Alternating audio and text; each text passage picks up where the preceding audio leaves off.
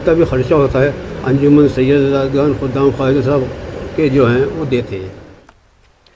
और अब बात ओलंपिक में कमाल करने वाले खिलाड़ियों की हौसला अफजाई की। टोक्यो ओलंपिक में इनफरादी तौर पर मेडल हासिल करने वाले खिलाड़ियों के लिए बायजूस ने बड़ा ऐलान किया है। ऐलान के मुताबिक मुल्क को गोल्ड दिलाने वाले नीरज चोपड़ा को बायजूस की जानिब से 2 करोड़ रुपए दिए जाएंगे, जबकि दीगर इनफरादी तौर पर मेडल पाने वालों के लिए 1-1 करोड़ रुपए इनाम का ऐलान बायजूस की तरफ से किया गया है।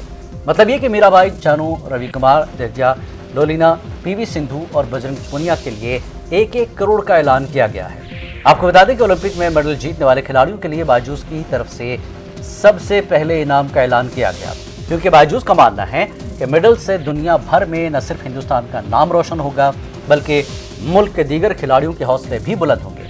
बायजूस के बानी और CEO बायजूस रविंद्रन ने कहा कि कौम की तामीर में खिलाड़ियों का अहम रोल होता है, इसलिए खिलाड़ियों की हौसला अफजाई 4 साल में एक बार नहीं बल्कि हर रोज होनी चाहिए।